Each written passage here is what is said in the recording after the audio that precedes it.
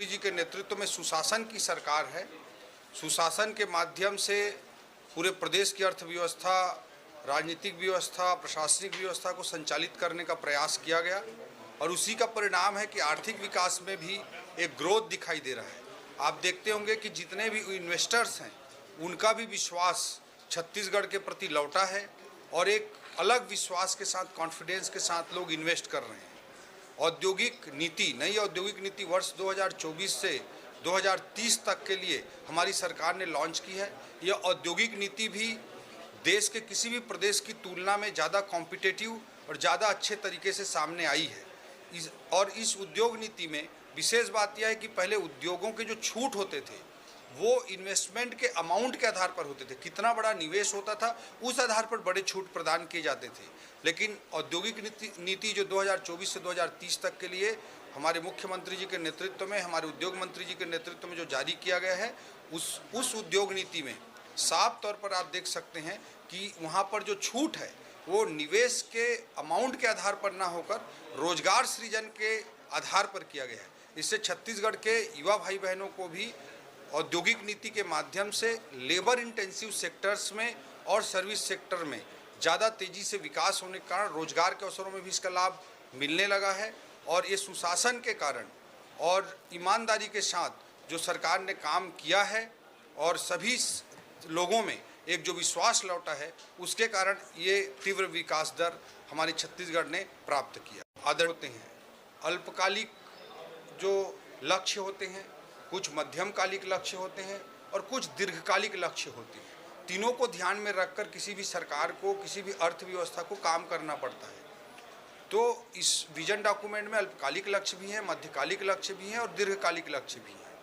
2030 तक के लिए मध्यकालिक लक्ष्य भी हमारी सरकार ने निर्धारित किया है।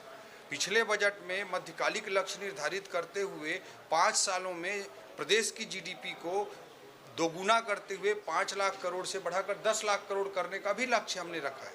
इसमें हमारा पूरा फोकस है कि ज़्यादा से ज़्यादा प्राइवेट इन्वेस्टमेंट को हम प्रमोट कर सकें, आकर्षित कर सकें।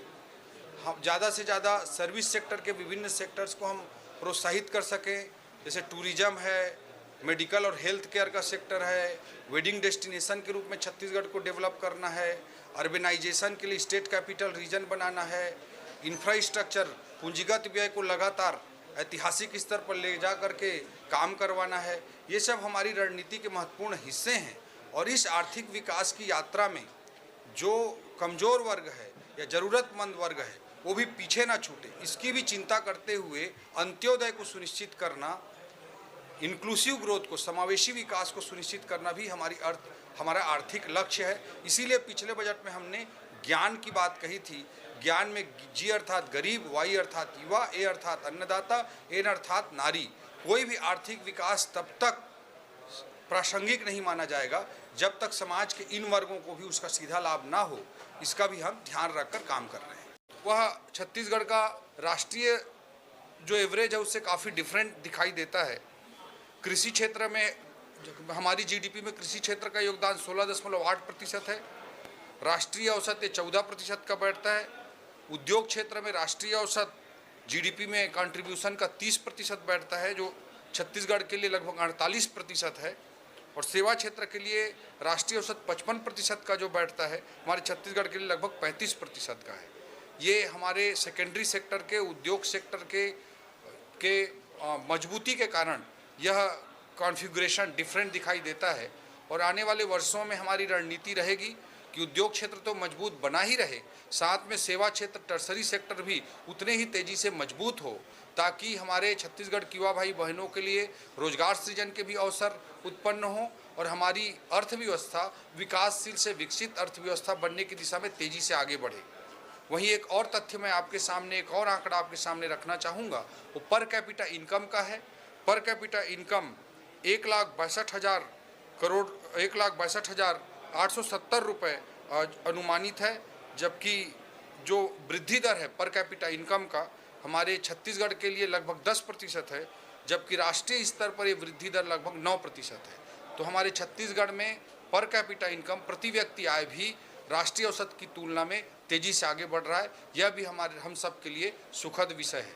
आदरणीय मुख्यमंत्री विष्णुदेव साय जी के नेतृत्व में जो हमारी सरकार काम कर रही है, हमारे छत्तीसगढ़ के सभी लोग लगातार मेहनत कर रहे हैं, उसका परिणाम है कि वर्ष 2024-25 में हमारे प्रदेश की आर्थिक विकास की रफ्तार तेज हुई है।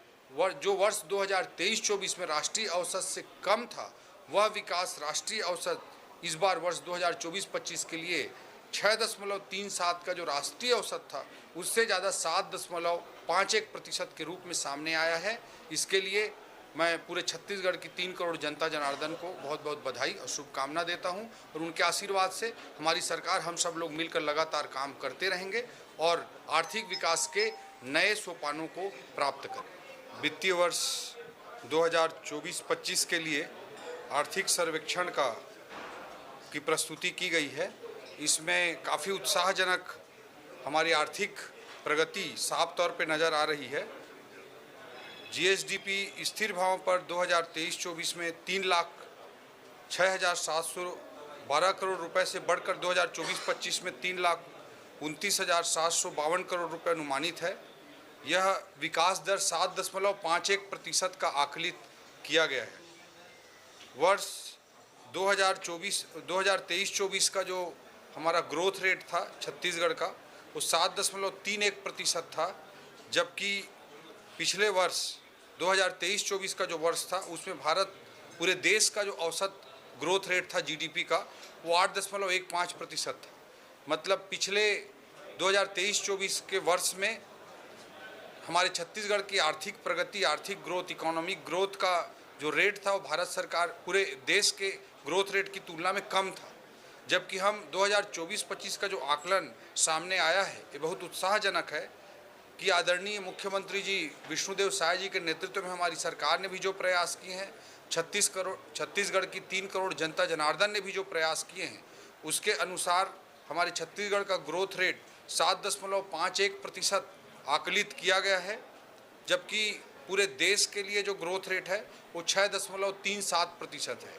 तो पूरे देश की औसत जो ग्रोथ रेट बैठ रही है 6.37%, उसकी तुलना में छत्तीसगढ़ 7.51% की दर से, अर्थात औसत राष्ट्रीय औसत से ज़्यादा तेज गति से हमारे जीडीपी का ग्रोथ हुआ है, जो वर्ष 2023-24 में पुरानी सरकार के समय में राष्ट्रीय औसत से कम था।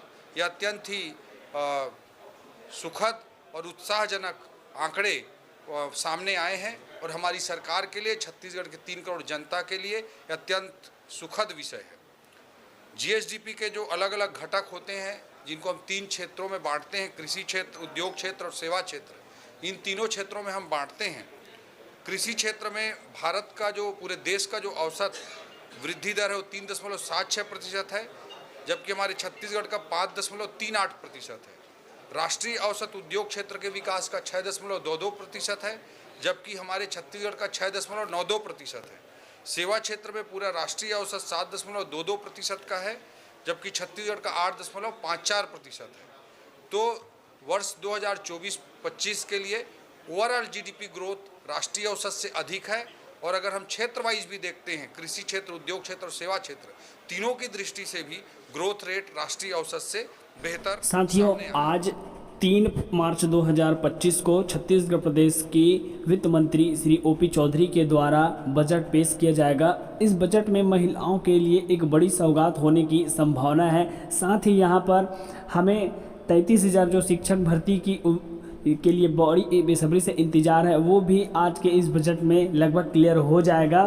तो 12:30 बजे वीडियो को लाइव देखने के लिए चैनल को सब्सक्राइब करके रखें। और हमें अभी हमारे वित्त मंत्री ओपी चौधरी ने बताया कि कैसे जो है प्रदेश में भारतीय जनता पार्टी की सरकार आने के बाद जो विकास की दर है वो तेज़ी से बढ़ रही है।